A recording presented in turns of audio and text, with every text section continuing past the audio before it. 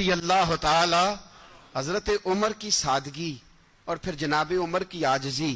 جب انسان اپنے اوپر سوار کر لیتا ہے نا، سوار کر لیتا ہے، میں بدکار پرانا خادم، کسے در ملی نی ٹوئی، تے واصف یار نے نظر جو کیتی تے واصف واصف ہی ہو. میں اکثر سوچتا ہوں حضور نے جہاں بھی کہا نا، فرمایا میرے بعد نبی ہوتے تو خطاب کے بیٹے عمر ہوتے. حضور نے فرمایا عمر جس رستے سے جاتا ہے شیطان وہ رستہ بدل جاتا ہے. نبی پاک صلی اللہ علیہ وسلم نے فرمایا میرا عمر وہ ہے کہ اس کی زبان پر حق جاری ہے. حضور علیہ الصلوۃ والسلام نے فرمایا 950 سال حضرت جبریل میرے عمر کی شان بیان کریں تو ان کی عظمت ختم نہیں ہوتی. 950 سال جبریل عظمت بیان کرے تو ختم نہیں ہوتی. یہ بات ہے حضرت عمر کی. اور فرمایا عمر ابو بکر کی نیکیوں میں سے ایک نیکی ہے. یہ شان ہے اب عمر فاروق رضی اللہ تعالیٰ عنہ کی. حضور نے فرمایا میرے بعد نبی ہوتے تو عمر ہوتے. جس گلی سے عمر آئے شیطان رستہ بدل جائے. میرے عمر فاروق کی شان 950 سال بیان ہو تو ختم نہ ہو. عمر کی زبان پر اللہ حق بیان کرتا ہے، جو عمر کہتا ہے وہی رب کر دیتا ہے. حضور ساری زندگی فضیلتیں بیان کرتے رہے، عمر جواب میں کیا کہتے ہیں؟ کوئی بتائے نا کہ یہ والی حدیثیں کبھی عمر نے بھی روایت کی ہوں کہ حضور نے میرے بارے میں یہ کہا ہے. یہ روایتیں وہ روایت نہیں کرتے. ان سے جب لوگ کہتے عمر تیری بڑی بات ہے تو عمر رو پڑتے، کہتے میں تو اونٹ چرانے والے باپ کا بیٹا ہوں، میں تو اونٹ چرانے والے باپ کا بیٹا. اونٹ چرا، اس سے آگے عمر گئے ہی نہیں ساری زندگی، اس سے آگے لفظ ہی نہیں ادا کی. اور میں تو بھائی اونٹ چرانے والا، میرا باپ تو اونٹ چرایا کرتا تھا، 10 اونٹ تھے، میری ڈیوٹی ہوتی تھی، سنبھالے نہیں جاتے تھے، ابا ڈنڈوں سے مارتا تھا. ساری زندگی عمر حج کرنے گئے، ایک خشک تنا کھجور کا عمر فاروق رضی اللہ تعالیٰ عنہ نے اس کو اپنے کلاوے میں لیا، رونے لگے. لوگوں نے کہا عمر کیا ہوا؟ فرمانے لگے یہاں میں اونٹ چرایا کرتا تھا، یہاں میں اونٹ چراتا تھا، 10 اونٹ سنبھالے نہیں جاتے تھے. دیکھو رسول اللہ کی شان، آج ساری امت چلانے کا طریقہ عطا فرما دیا ہے. ساری نظریے سے پیار. یار پیسہ کس کو برا لگتا ہے؟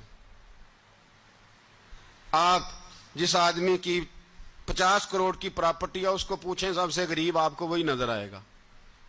وہ کہے گا میں ٹائٹ ہوں، حالات بڑے. میں کئی باری پوچھے انہوں نے، میں کہتا ترجمہ بھی 10 چھڑوں کی ہمیں تو سمجھ نہیں آتی. اور ٹائٹ حالات کون سے ہوتے ہیں جی؟ جس آدمی کا کروڑوں میں کاروبار ہے نا، اس کو آپ چھیڑے وہ رونے لگ جائے گا، رونے. تو کئی میں نے ایسے دیکھے کرائے کا مکان ہے، ان سے پوچھے صاحب کیا حال ہے، تو کہتے ہیں جتنی اللہ نے شان والی زندگی ہمیں عطا کی ہے کسی کو نہیں دی ہوئی. اس کا مطلب ہے خوشی بھی یہی ہے اور غم بھی یہی. اندر سے خوشی ہے، اندر سے ہی. تُنے اگر راضی رہنا ہے تو ادھر سے رہنا ہے، ناراض رہنا ہے تو بس اپنے آپ کو خوش رکھے گا تو ہو جائے گا. سارے صحابہ مل کے آئے، کہنے لگے عمر فاروق سے کہنا ہے نبی پاک کے زمانے میں تو ظاہراً غربت تھی، ابو بکر کے دور میں بھی غربت تھی، اب تو بڑا مال ہے. عمر سے سفارش کرو کہ عمر نیا کرتا پہنا کرے. ملکوں کے سفیر آتے، عمر وہی پھٹی پرانی چادر اوڑھ کے اور وہی کئی جگہ پہ پیوند لگے سوٹ پہن کے سفیروں کے سامنے بیٹھ جاتا ہے. عمر کو مشورہ دو. طے ہو گئی بات. سب نے جب مشورہ دے لیا تو سارے کہنے لگے یہ بتاؤ شیر کی مونچھ کو ہاتھ کون لگائے گا؟ کہنا کس نے ہے؟ بندہ بھی تو ڈھونڈو نا. نے کہا جناب میرا یہ خیال ہے کہ مولا علی شیر خدا کہیں گے، کیونکہ جس شخص کی عمر کو سب سے زیادہ حیا کرتے دیکھا وہ شیر خدا مولا علی ہے رضی اللہ تعالی. علی کہیں گے اس لیے کہ جناب علی تو کئی دفعہ جب گفتگو کرتے تھے تو حضرت عمر چپ کر جاتے تھے اور فرماتے تھے علی نہ ہوتا تو میں ہلاک ہو جاتا. تو کہا علی سے کہو. جناب علی شیر خدا کو بلایا. کس کام کے لیے جی؟ اللہ اکبر.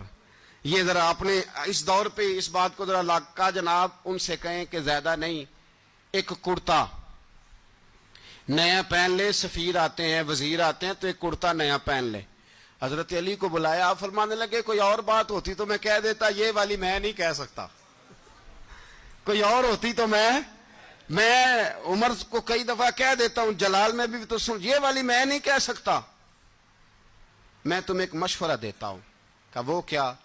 کہنے لگے سید عائشہ صدیقہ سے کہو، وہ مومنوں کی ماں ہیں، عمر ٹالے گا نہیں۔ اماں جی سے جا کے کہا اماں جی نیا کرتا عمر سے کہیں پہن لیں، وزیر آتے ہیں بڑے بڑے لوگ تو چلو کوئی حرج نہیں۔ اماں جی نے کہا اچھا کوئی بات نہیں میں بلا لیتی ہوں۔ جناب عائشہ نے پیغام بھیجا، جب خادم نے کہا نا مصطفیٰ کے گھر سے پیغام آیا ہے، تو 20 لوگ بیٹھے تھے، عمر کانپتے ہوئے اٹھے، کانپتے دوڑے۔ حضرت عائشہ پردے میں تھی تو فرماتی ہیں عمر اتحیات کی حالت میں بیٹھ گئے۔ کہا اماں جی دیر تو نہیں ہو گئی مجھے آنے میں؟ کہا نہیں ٹائم پہ آ گئے ہو، کس لیے بلایا تھا؟ کہا عمر دیکھو غربت کے معاملات اور ہوتے ہیں، جب اللہ آسانی دے تو کوئی چیز استعمال کرنا حرام نہیں ہوتی، اگر حرام ہے تو بتاؤ۔ کہا نہیں اماں جی حلال ہی ہے۔ تو فرمایا پھر اتنے سفیر آتے ہیں، مشیر آتے ہیں، اب تو مال غنیمت بڑا آتا ہے، ڈھیر لگ جاتے ہیں مسجد میں، تو چل ایک نیا کرتا تم بھی پہن لیا کرو، اور آپ نیا کرتا پہنو گے تو دھاک بیٹھے گی غیروں پر، تو صحابہ کا مشورہ ہے کہ آپ نیا لباس پہنیں۔ اماں جی کہتی ہے میں نے حکم دیا تو عمر چپ کر گئے، گردن جھک گئی۔